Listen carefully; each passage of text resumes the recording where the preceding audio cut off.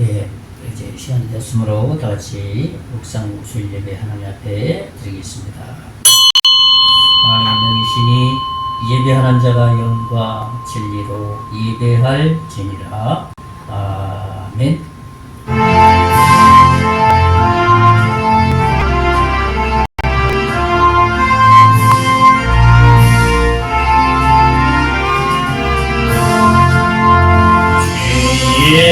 예수님 높이어나 찬양하여라. 금멸유관을 들여서 만유의 주 찬양. 금멸유관을 들여서 만유의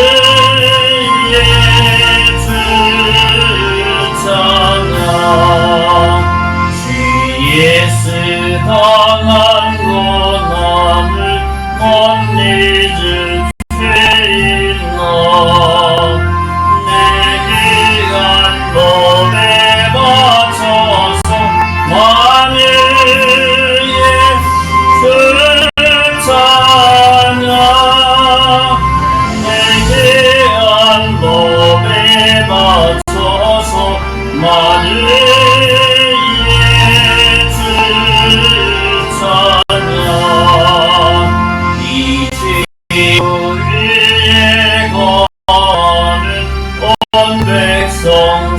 사람들 그 크신 위엄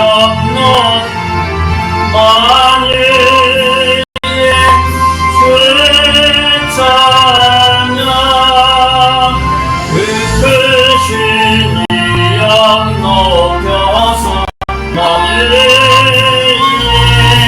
주 찬양. 믿는 성도다 함께 주 앞에 엎드려 무궁한 노래 불러서 만유의 주 찬양. 무궁한 노래 불러서 만유의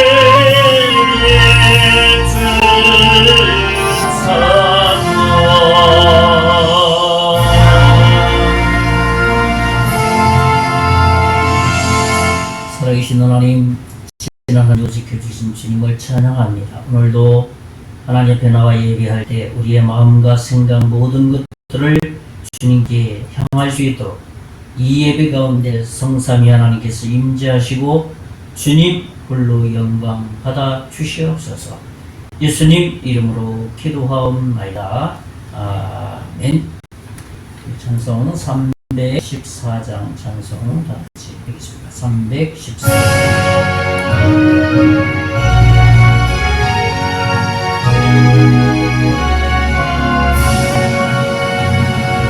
내 구주 예수를 더욱 사랑 엎드려 하는 말 들으소서. 내 심정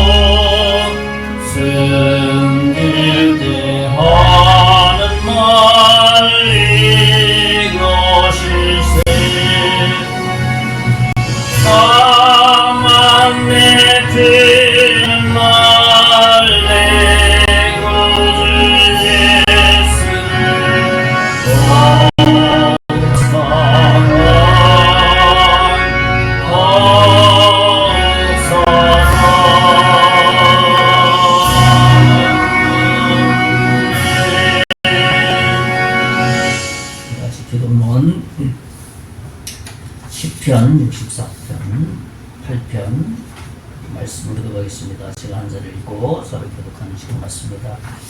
하나님이 일어나시니 원수들은 흩어지며 주를 미워하는 자들은 주 앞에서 도망하리이다.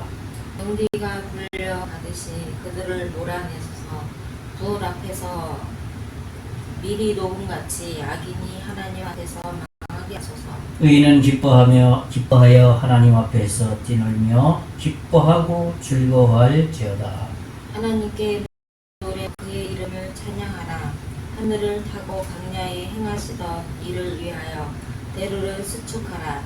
그의 이름은 여호와시니 그의 애 앞에서 뛰놀지어다. 그의 거룩한 처소에 계신 하나님은 그와의 아버지시며 가부의 재판장이시라. 우리 다같이 하나님이 고독한 자들은 가족과 함께 살게 하시며 갇힌 자들은 이끌어내사 형통하게 하시느니라. 오직 거역하는 자들의 거처는 메마른 땅이로다. 아멘.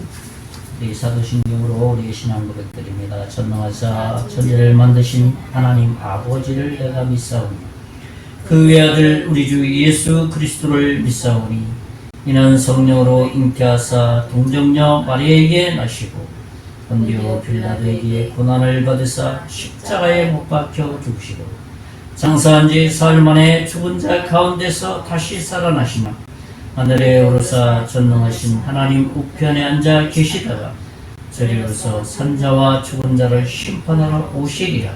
성령을 믿사오며 거룩한 공예와 성도가 서로 교통하는 것과 죄를 사하여 주시는 것과 몸이 다시 사는 것과 영원히 사는 것을 믿사옵나이다. 아멘. 우리 찬송 526장 찬송 하나 옆에 드리며 주님께 예물 드리겠습니다. 520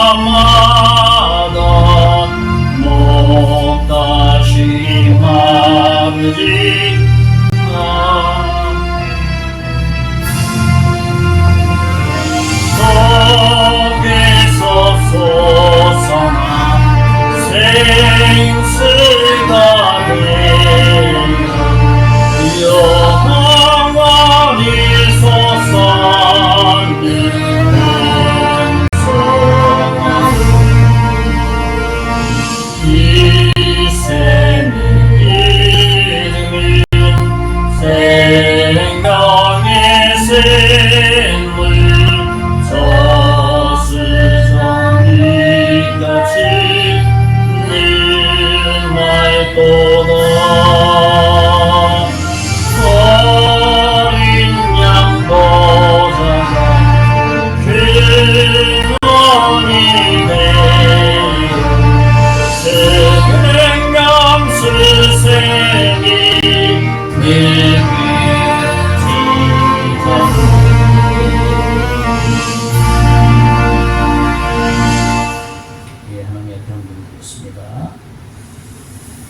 일정금 저희 가정에서 드렸고요. 감사원금 저희 가정에서 진경남 집사님 어제 동에 있는 영광교회 집사님 권사님 다녀가셔서 교제하고 또 헌금도 하고 가셨습니다.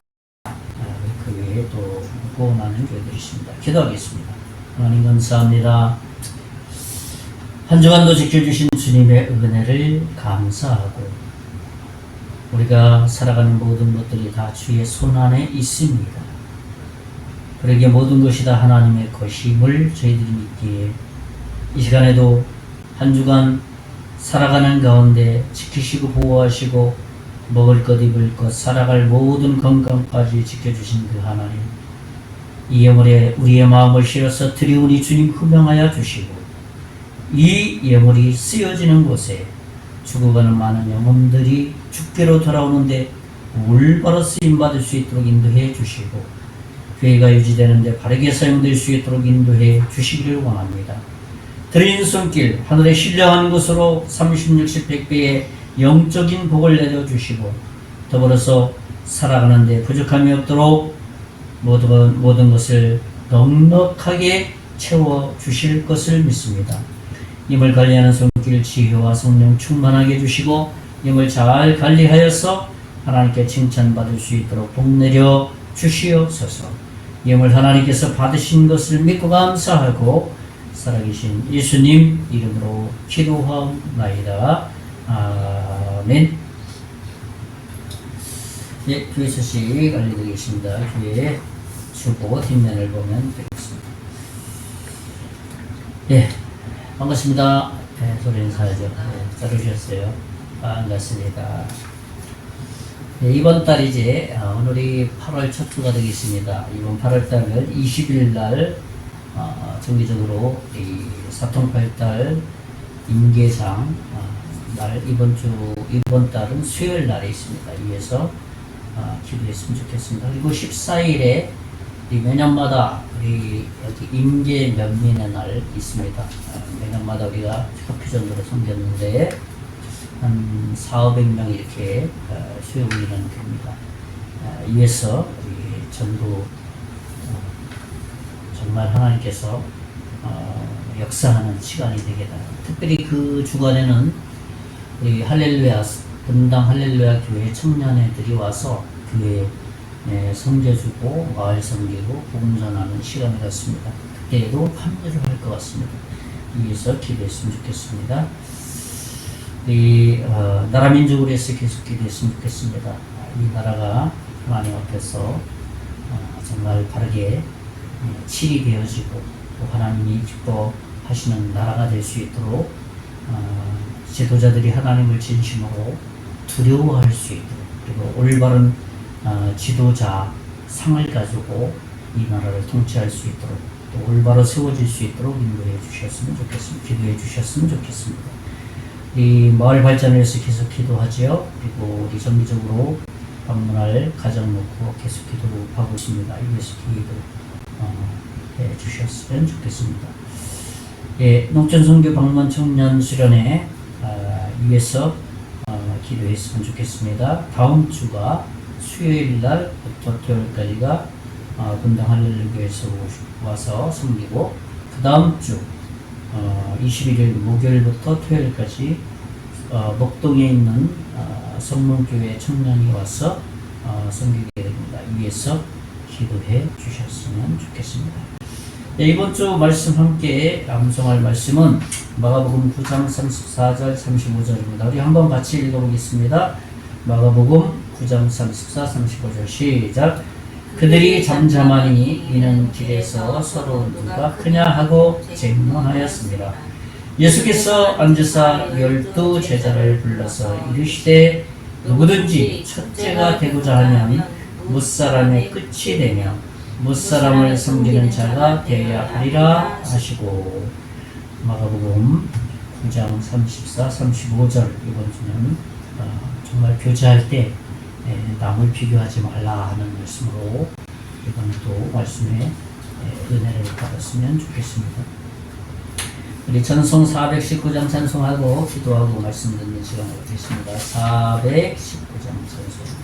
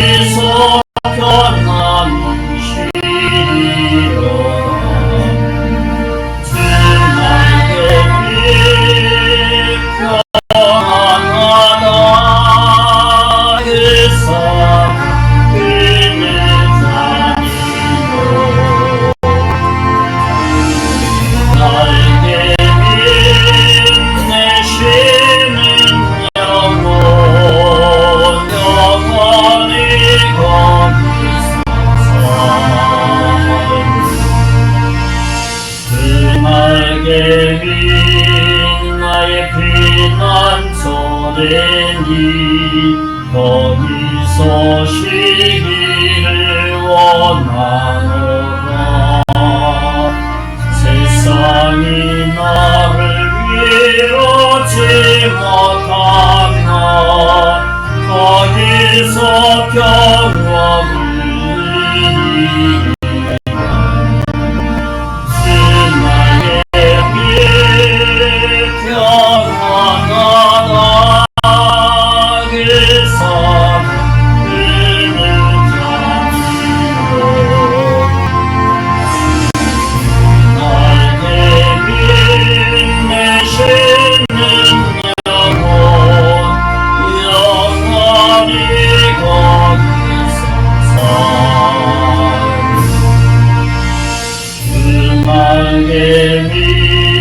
참는 기쁨이 있네.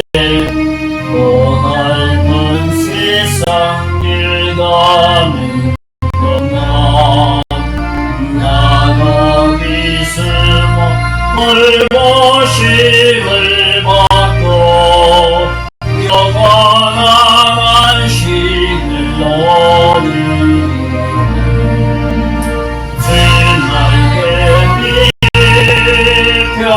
평안하다 그사 그를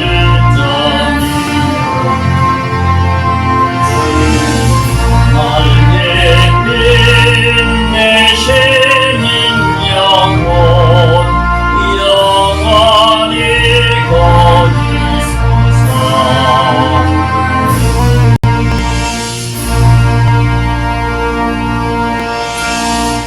기도했습니다.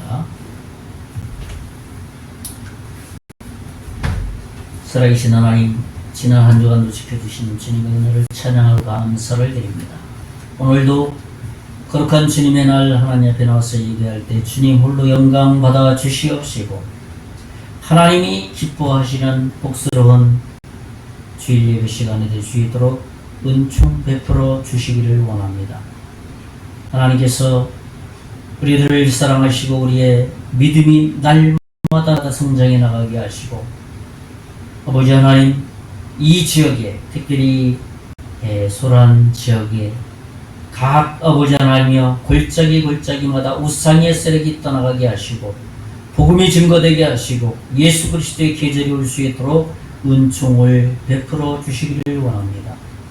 그 일에 우리 성계전도교회 사명 다할 수 있도록 하시고 저희들이 마음을 모아서 이 생명의 복음을 전하는데 모든 힘과 에너지를 아끼지 않도록 인도 주시옵소서. 그래서 하나님 믿는 사람들이 이곳에 나와서 함께 예배하고 찬양하고 주님께 영광 돌릴 수 있도록 주의 은총을 베풀어 주시기를 원합니다. 특별히 이 나라 민족을 불쌍히 여겨주시고 이 나라가 올바르게 하여 주시고 하나님, 이 나라가 하나님이 기뻐 받으시는 나라가 되게 하시고 지도자를 하나님 말씀 이외에 하나님을 섬기며 하나님을 두려워하는 지도자가 될 수 있도록 은혜를 베풀어 주시기를 원합니다. 모든 것이 하나님의 주권 가운데 있고 하나님의 은혜 안에 있고 하나님의 섭리 가운데 있습니다.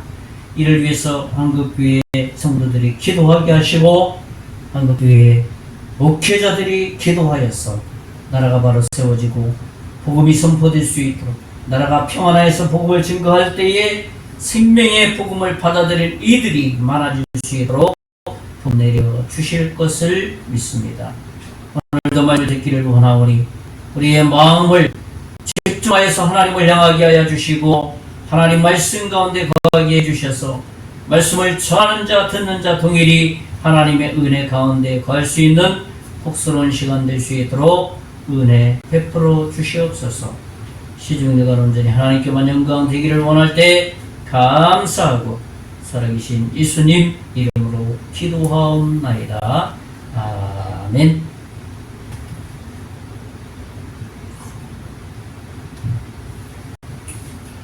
네, 반갑습니다. 네, 벌써 오늘이 8월 첫 주일이 되네요. 시간이 너무나도 빨리 가고 한 해가 벌써 저물어가고 있습니다. 8월이 되니까. 이번 주간의 달력을 보니까 입추가 있더라고요. 입추가 지나서 바로 말복이 이번 주에 다 들어있더라고요. 보니까. 그러니까 무슨 말이냐면 이제 가을이 온다는 거예요. 무더위가 지나가고 입추라는 게 가을이 이제 시작된다라는 거 아닙니까?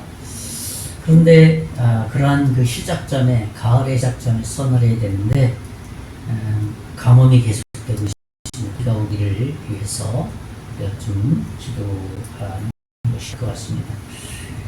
오늘도 우리 사도행전 강의 지난 시간에서 12번째 시간이 되겠습니다. 지난 시간에는 스데반의 그 멋진 메시지에 대해서 말씀을 나눴죠.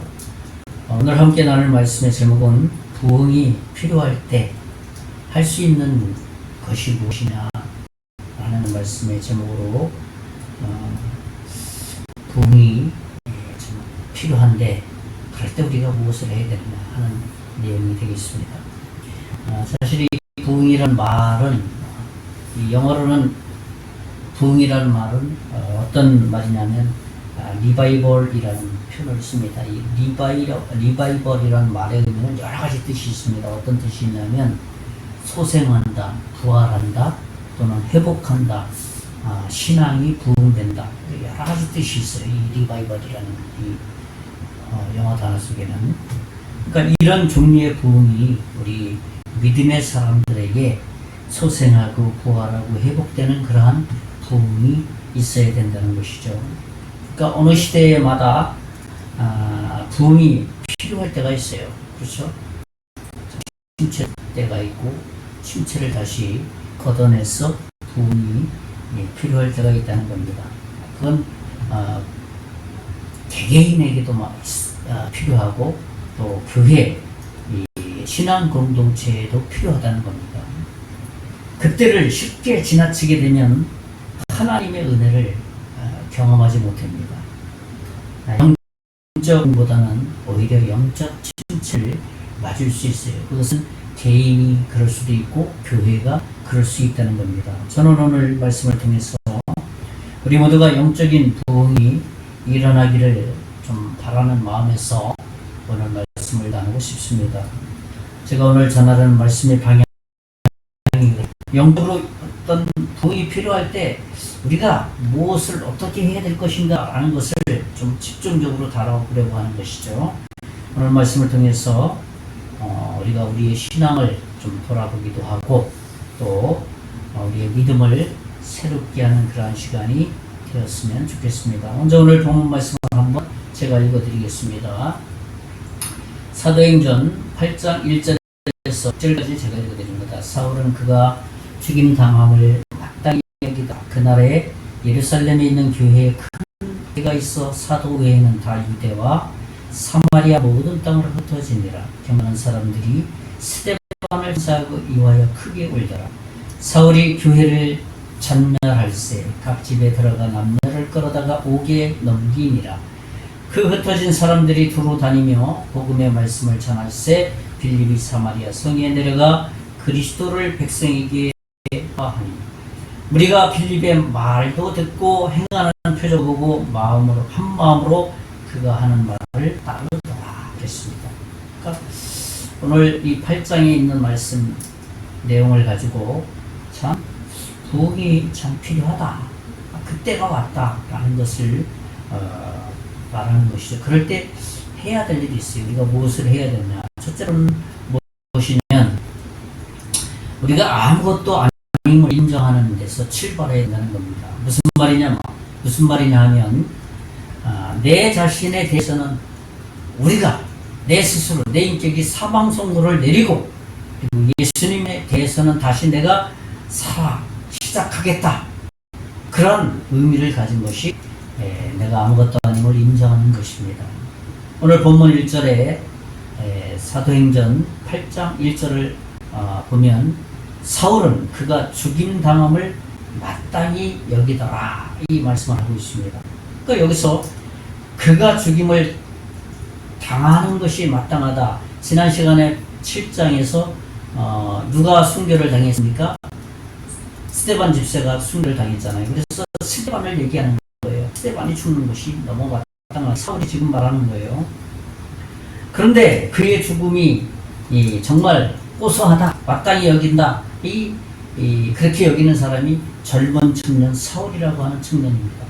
그러니까 여기서 나오는 사울은 사울이라고 이름도 하고 바울이라고도 이름을 하는데, 사울이라고 이름을 하는 것은 어떤 시브리적인 표현이에요. 그러나 이 바울이라는 표현은 라틴어식의 표현이에요. 그러니까 사울도 좋고 바울도 같은 한 사람이라는 것이죠. 그러니까 이 사울은 로마 사람이었고 바리새인이었고 가말리엘 문화생이었습니다. 가말리엘 문화생이라는 것은 오늘날의 일반 학교로 얘기하면 서울대생과 같다고 말할 수 있습니다. 가말리엘생. 지금 천막을 제조하는 사업가였습니다. 그러니까 가말리엘 감은 문화생이었으니까 그 당시에 정말 시브리파 학파, 정말 보수 학파 중에 학파의 서울대생의 능력을 갖춘 실력을 가진 유대교인이었습니다. 유대교의 그 랍비들은 12살이 딱 되면 성인식을 치르는데 모세오경 그것을 다 암기할 때, 다 알 때 그렇게 성인식을 치러주고 그랬어요. 그러니까 얼마나 능통했겠어요, 이 사울이라는 사람이. 그러니까 정치적으로 어떠한 위치에 있었고 사회적으로도 좀 명망이 있었고, 그 다음에 학문적으로도 유능한 사람이었습니다. 종교적으로는 시브리파 가말리엘 문화생이니까 유대교에서는 가장 보수적인 신앙을 가지고 있는 사람이라고 할 수 있습니다. 그런데 그가 스데반이 죽었다는 것이 너무나도 고소하게 여기고 마땅히 여긴다는 겁니다. 왜 그러냐면 유대교는 그 당시에 아직 예수님이 메시아가 오지 않았다라고 믿고 있었기 때문입니다. 그러니까 예수님이 이 땅에 오셨다, 그 예수님을 믿어야 구원을 받는다, 그래서 예수님을 믿은 그리스도인을 잡아다가 지금 유대교인 이 사울은 마땅히 여겨서 그 이단자들을 잡아다가 처형시키는 것은 너무나도 당연하다. 그러니까 유대교에 있어서는 이 사울은 굉장히 열성적인 그러한 젊은 청년이라고 말할 수 있습니다. 오늘 본문 말씀 3절 말씀을 보면 3절에 제가 말씀을 읽어드리겠습니다. 3절 말씀. 사울이 교회를 전멸할세 각 집에 들어가 남녀를 끌어다가 옥에 넘기니라 그랬습니다. 사울은 정말 유대교회 입장에서는 열성당은 아닙니까? 정말 기세가 당당하나요? 그러니까 그리스도인이라고 말하는 사람은 집집마다 다니면서 잡아다가 끌어내서 옥에다 넘기는 거예요. 로마 옥에. 그러니까 그는 정말 충성하는 거죠. 유대교회에 있어서는 정말 충성하고 있는 그런 모습을 보게 됩니다. 이렇듯 그리스도인을, 메시아를 믿지 않고 아직도 메시아가 오지 않았다고 하는 사람들,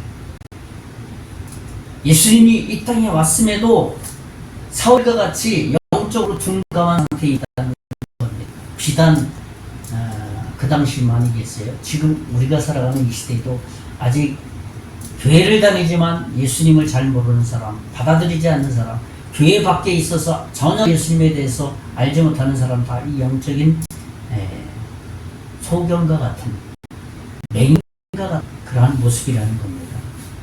메시아가 왔음에도 알지 못하기 때문에 그렇죠. 부흥이라는 것이 무엇입니까? 이 부흥이라는 것, 여러 가지 의미가 있겠지만, 아까도 말씀을 드렸지만, 그리스도께, 예수 그리스도께 우리의 생명을 온전히 드리고 예수 그리스도의 생명을 받아들이는 이 단순한 마음이 사실은 부흥의 핵심이라는 겁니다. 그럴 때 변화가 일어난다는 겁니다.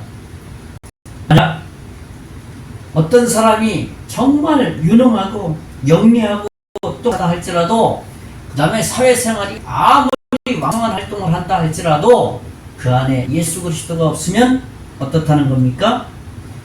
그 내면에는 생명이 없기 때문에 부흥이 시작되지 않은 거예요. 진정한 변화가 시작되지 않았다는 것을 의미하는 것이죠.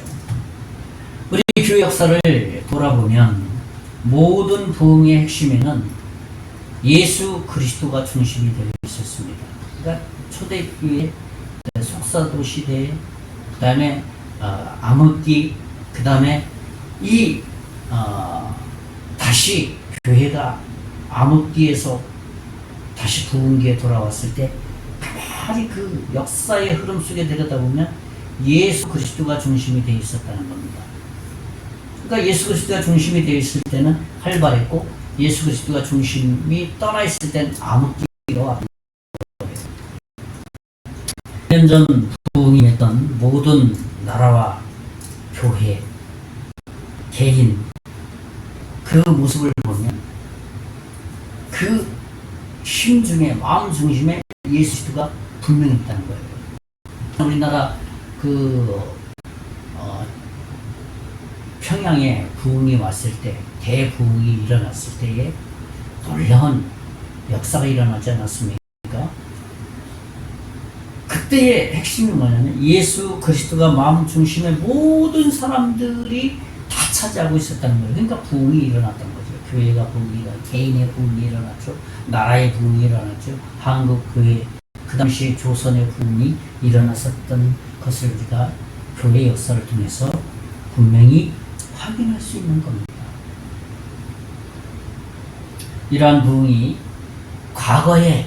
과거형으로 끝나는 것이 아니라 하나님은 능력이 많기 때문에 오늘 이 시대에도 동일한 마음을 갖게 될 때 지금 이 시대에도 여기에 그러한 부흥의 역사가 일어날 수 있다는 겁니다. 그렇기 때문에 우리는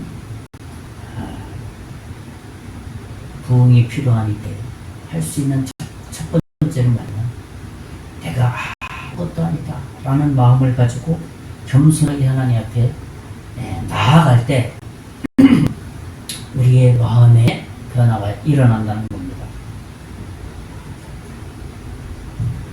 사도행전 7장 60절의 말씀을 보면 무릎을 꿇고 크게 불러 주여 이 죄를 그들에게 돌리지 마옵소서 이 말을 하고 자니라. 지난 시간에 말씀을 나눴던 스데반 이야기 아닙니까? 스데반이 멋있는 설교, 위풍당당한 위력자들 앞에서 구약서부터 예수 그리스도의 복음을 쫙 설교하지 않았습니까? 조금도 주눅들지 않고. 그래서 순교를 당한 겁니다. 지난 7장에. 그때 스데반 집사님이 마지막 돌에 맞으면서 하는 그 기도의 모습이에요. 무릎을 돌면서 이 기도를 하는 거예요. 지금 목숨이 눈앞에 와 있어서 이 끊어지는 순간에 이런 고백을 한 거예요. 무릎을 꿇고 크게 불러 이르되 주여 이 죄를 저 나를 향해서 나를 죽이는 저들에게 돌리지 마옵소서, 저들을 구원해 주소서라고 오히려 기도하고 있는 모습입니다. 사실 이 기도는 예수님께서 십자가에 죽으시기 직전에 드렸던 기도 그대로 가져다가 기도한 거 아닙니까? 예수님을 믿는 사람들은 다 이런 기도를 할 수 있다는 것입니다. 예수님을 믿을 때에 우리는 내가 아무것도 아닙니다 라고 인정하게 되고 고백하게 돼서 그 마음심에 새로운 생명이 임재해서 어떻습니까? 변화가, 부흥이 일어나게 된다는 겁니다. 그런 사람은 결코 자기 자신을 위해서 살지 않습니다. 나를 구원해 주신 예수님을 위해서 인생의 목표, 삶의 목표가 예수 그리스도께 되어 있다는 겁니다.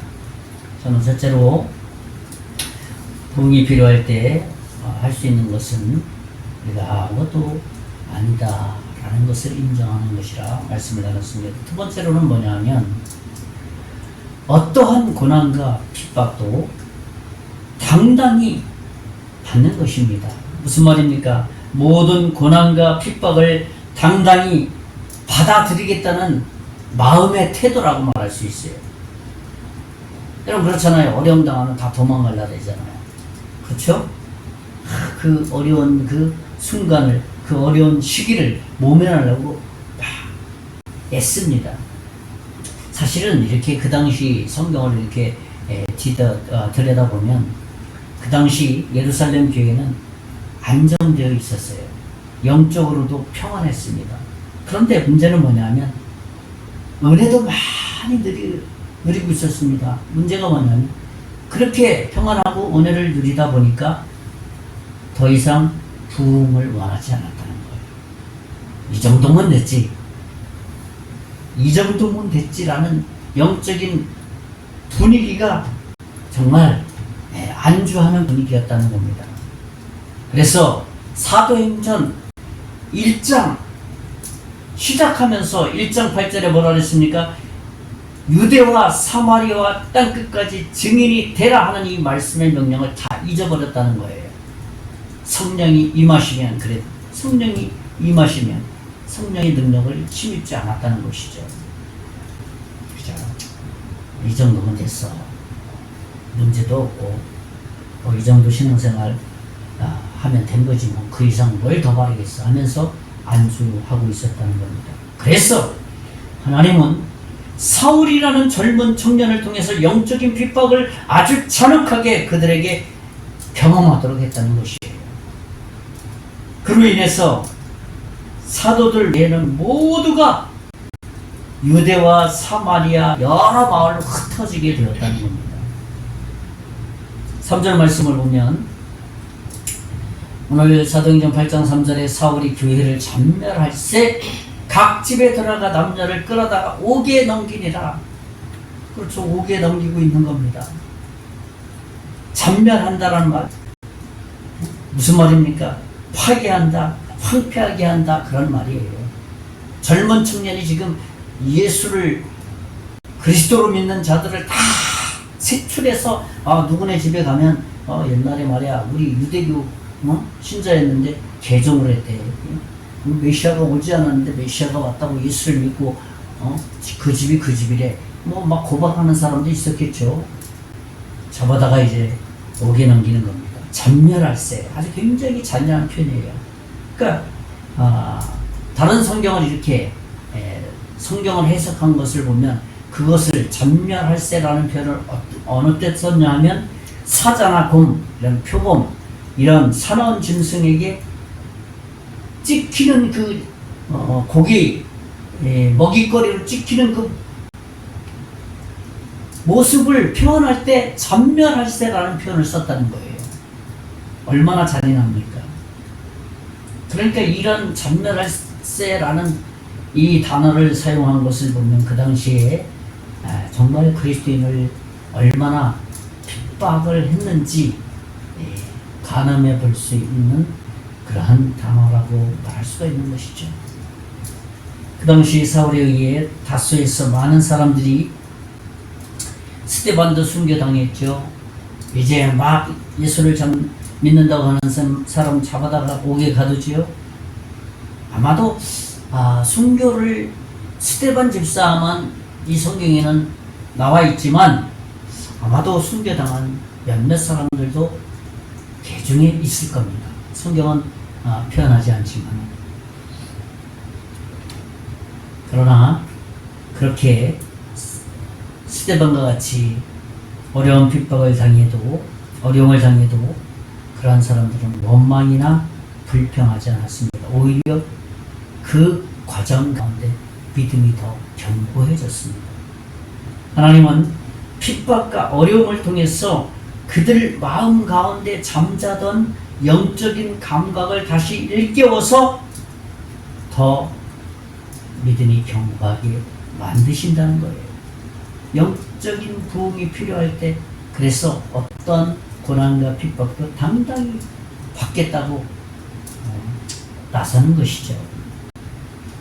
만약 그들이 그러한 연속되는 잔인한 핍박이 정말 찾아왔을 때 낙심하고 주저앉았다면 정말 간단해요.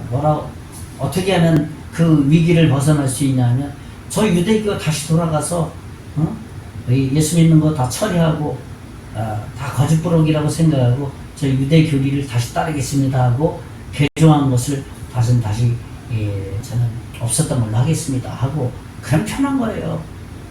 잡혀가지도 않고 고난도 없고 핍박도 없을 겁니다. 그러나 그러한 핍박들을 불평하지 않고 그에 대해서 당당히 받아들인 사람들이 있었다는 거예요. 도망간 사람도 있었지만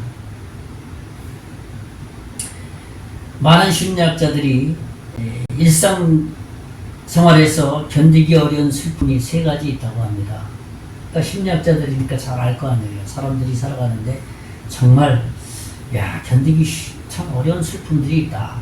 근데 그 3가지를 이야기했는데 이 심리학자들이 첫째는 뭐냐면 죽음이라는 겁니다. 죽음. 또 하나는 이별. 그때 우리가 정말 어려운 슬픔, 견디기 어려운 슬픔을 다. 마지막 3번째는 뭐냐면 고독. 요즘 고독사들이 많이 있잖아요. 견디기 어려우니까, 혼자 사는 것 어려우니까 정말 자기 생명을 스스로 끝내버리는 이들이 너무 많이 있습니다. 그렇지 않습니까? 자기가 사랑하는 사람이 생각지 않는 사고로, 생각지 않는 어떤 일로 인해서 죽음을 당했다면 마음이 얼마나 어렵겠어요. 견디기 어려운 슬픔일 겁니다. 초대교회 당시 정말 하나님, 예수님을 믿는, 그리스도 예수가 이 땅에 오셨습니다라고 믿는 믿음의 사람들, 그것도 로마 사람들에게 핍박당하는 것이 아니라 유대교인들에게 핍박을 당하는 거예요. 고통과 핍박, 어려움. 그들은 이 어려움 속에 2 부류가 있었죠. 도망가는 사람, 묵묵하게 받아들이는 사람, 덤덤하게 받아들이는 사람. 흩어진 사람 중에 2 부류가 있었습니다. 야, 도망가자. 야, 이 어려움을 피해서 목이 갇히지 않는 곳에 한번 잘 찾아서 도망가서 살자. 또 한 부류의 사람은 야, 이 어려움을 당했다고 우리가 낙심하지 말고 다른 지역에 가서 우리가 믿은 예수 그리스도를 다시 한번 선포하자. 이 2 부류가 있었던 겁니다. 그래서 그 당시에 그러한 사람들을 일컬어서 신학적인 용어로 디아스포라라고 말했습니다. 도움은 단순한 마음을 갖는 곳에서 시작되는 거예요. 고난이 찾아왔구나. 당연히 예수님을 믿는다면 이 정도는 내가 감수해야지.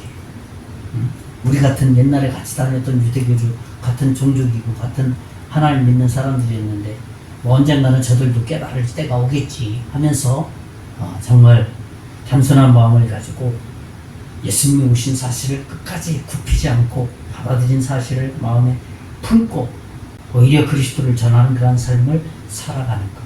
단순한 마음. 그것이 영적 부흥을 가지고 있는 사람입니다. 사도 바울은 고린도 성도들과 또 빌립보 성도들에게 이렇게 말했습니다. 제가 한번 읽어드리겠습니다.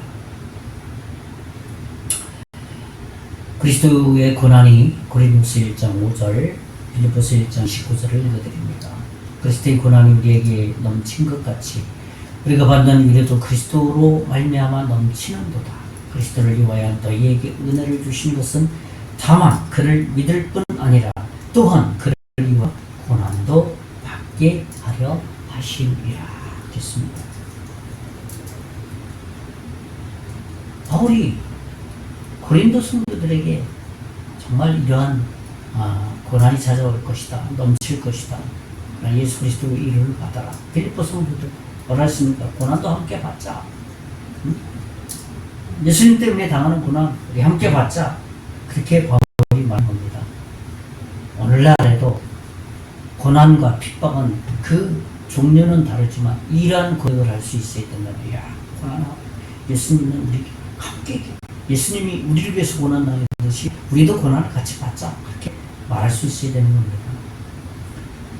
저는 2번째로 영적 부흥이 필요할 때 할 수 있는 것, 뭐라 했습니까? 어떠한 고난과 핍박도 당당히 좀 받아내는 것이죠. 마지막 번째는 뭐냐면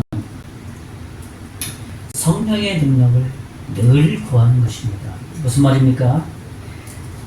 나의 힘을 먼저 앞세우지 않고 하나님의 도움을 먼저 구하는 삶이라고 말할 수 있어요. 세상 사람들은 반대잖아요. 내가 지식을 많이 가지고 있고 어떤 전공에 있어서 내가 제일 뛰어나다.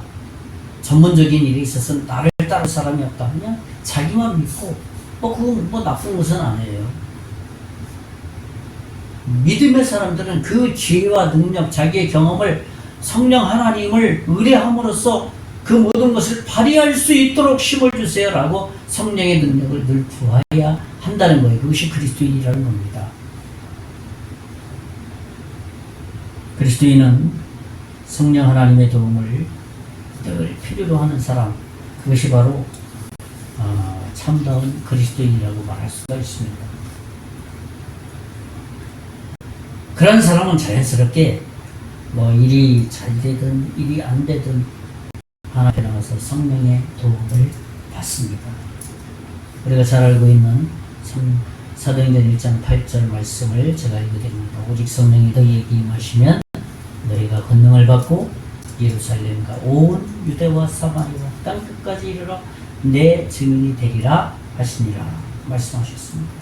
이 말씀대로 성령이 임하면 성령의 능력으로 증거하게 되어 있다는 겁니다. 오늘 본문에 등장하는 빌립, 전도자 빌립이 나오고 있습니다. 핍박할 때 그 전에 누가 활동을 많이 했냐면 전도자 빌립이 전도를 했어요. 예수 그리스도가 이 땅에 오셨다. 내가 그 예수님을 받아들였다. 그러니까서 유대교인들을 향해서도 열심히 예수님을 믿어야 됩니다. 이 젊은 예수, 이 땅에 오신 그 예수님 맞습니다. 우리가 구약에서 기다렸던 메시아 맞습니다. 라고 이 전도자 빌립이 증거하고 있었던 거예요. 사마리아에서, 예루살렘에서. 사실 사마리아인과 유대인들은 솔로몬 왕 이후부터 남유다와 북유다로 남북이 갈라져가지고 한 나라는 정말 하나님을 진심으로 믿게 됐고 한 나라는 이방인을 섬기는 그러한 어떤 남북 구조가 되지 않았습니까? 사마리아 땅이 그렇게 되어버렸어요. 그러한 그들 앞에 메시아를 믿지 않는 구약의 메시아를 기다리고 있는 그들에게 이 전도자 빌립은 당당하게 스데반 집사님에게 순교를 다 목도했거든요. 6장을 보면 그것을 경험한 전도자 빌립은 당당하게 복음을 외쳤어요. 사울은 그 당시에 유대교의 열성당한 그리스도인을 잡아다가 옥에 가두고 있었습니다. 정말 상반되는 모습이잖아요. 전도자 빌립과 유대교 열성당은 사울, 바울, 그가 지금은 이제 정반대. 잡아다 가두는 사람과 잡혀갈 대상이 되는 겁니다. 그래서 예루살렘 교회는 베드로와 요한을 파송하게 됩니다. 사마리아에 부흥이 일어났다. 많은 사람들이 모인다. 그러니까 예루살렘 교회에서 정말 수제자 베드로와 요한을 파송하는 겁니다. 사도행전 8장 14절에서 17절 말씀을 제가 읽어드립니다. 예루살렘에 있는 사도들이 사마리아에도 하나님의 말씀을 받았다 함을 듣고 베드로와 요한을 보냅니다. 사마리아는 정말 어떤 땅입니까? 저기 있는 사람은 다 사람도 아니다. 개 취급을 하는 땅 아닙니까? 15절에 그들이 내려가서 그들을 위하여 성령 받기를 기도하니 16절에 이는 아직 한 사람에게도 성령 내리신 일이 없고 오직 주 예수의 이름으로 세례만 받을 뿐이다. 그러니까 요한 세례 요한의 세례만 받았을 뿐이죠. 거듭나는 세례가 아직은 임하지 않았다는 거죠. 17절에 이에 두 사도가 그들에게 안수함에 성령을 받는데 그들이 안수함에 이제 성령께서 임재해 주셨다는 겁니다. 거듭나는 새로운 역사가 일어났다는 겁니다. 그렇습니다. 이 말씀대로 우상에 눌렸던 영혼들이 돌아오고 마술사 시몬까지 전도된 이 전도자 빌립의 도를 통해서 하나님의 생명의 역사가 일어났던 것처럼 우리가 부흥이 필요할 때 무엇이 필요하다고요? 성령의 능력을 늘 구해야 됩니다. 제 힘으로 할 수 없습니다. 성령께서 도와주셔야 됩니다.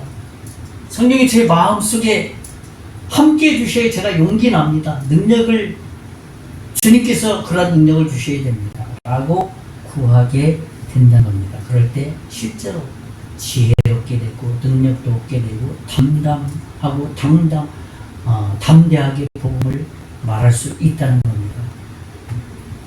사도 요한은 그래서 이런 말씀을 했습니다. 요한복음 14장 26절에 보혜사 곧 아버지께서 내 이름으로 보내실 성령 그가 너희에게 가르치시고 내가 너희에게 말한 모든 것을 생각나게 하리라. 그렇죠. 성령님께 구하면 어떻게 한다 했습니까? 그가 가르쳐 주신다 했어요. 그리고 또 잊어버렸던 것도 어떻게 했으면 좋겠다 하고 생각나게 해 주신다고 약속해 주셨다는 겁니다. 이것이 바로 부흥이 시작된 사람들의 모습이고 영적인 부흥의 삶을 살아가는 사람들의 모습이라는 겁니다. 이제 말씀을 정리하겠습니다. 저는 오늘 부흥이 필요할 때 할 수 있는 것이 무엇이냐? 첫째로는 뭐라 그랬습니까? 내가 아무것도 아니라는 것을 인정하는 것이 첫 번째로 필요하다고 그랬습니다. 두 번째는 뭐라 그랬습니까? 두 번째는 어떠한 고난이나 핍박을 당해도 당당하게 받는 것이에요. 마지막 세 번째는 뭡니까? 성령의 도움을 늘 구하는 것이라고 했습니다. 이번 한 주간도 도움을 심으며 성령의 도움을 통해서 승리하는 한 주간 되시기를 예수님의 이름으로 축원의 말씀을 드리겠습니다. 기도하겠습니다.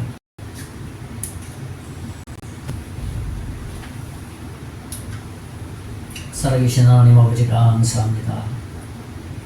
이번 한 주간도 주께서 우리 가운데 임재하여 주셔서 우리 내면에 영적 부흥이 다시 시작되며 영적 부흥의 삶을 살 수 있도록 도움 내려 주시옵소서. 모든 것 하나님께 영광 되기를 원할 때 감사하고 예수님 이름으로 기도하옵나이다. 아멘. 여기 찬송가 543장 찬송하고 축도하고 오늘 모든 예배를 마치겠습니다. 543장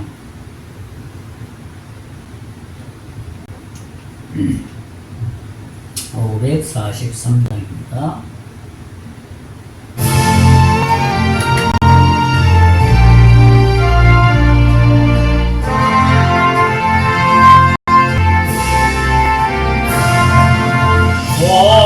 어려운 일 당할 때 나의 믿음 적은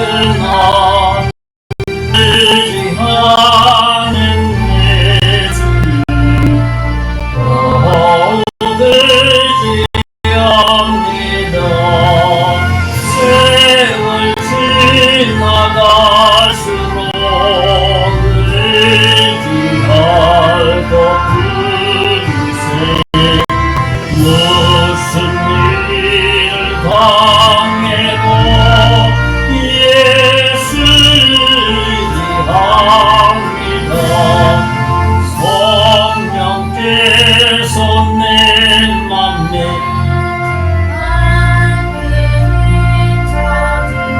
힘이 인도하심 따라서 주님만 의지합니다. 세월 지나갈수록 의지할 것 뿐이지 무슨 일 당해도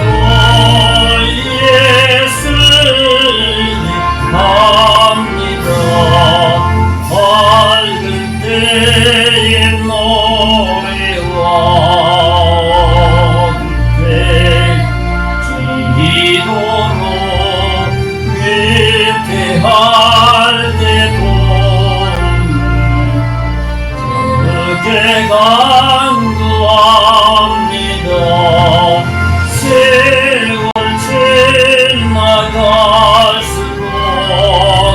의지할 것뿐이지 무슨 일을 당해도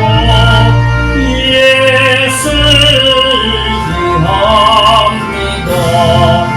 생명 있을 동안에 예술지합니다.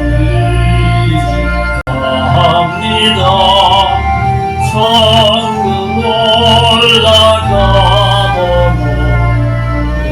의지할 것뿐일세. 세월 지나갈수록 의지할 것뿐일세. 무슨 일을 당해도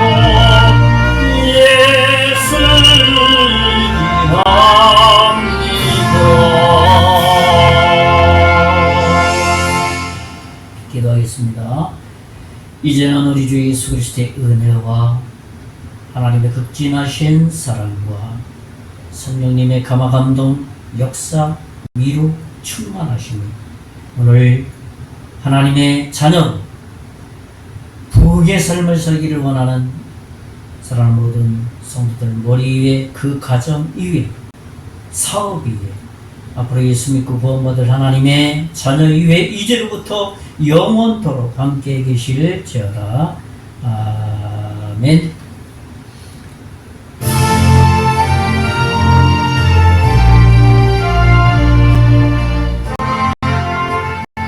예배를 마쳤습니다. 원한 동안도 주 안에서 승리하시기 바라겠습니다.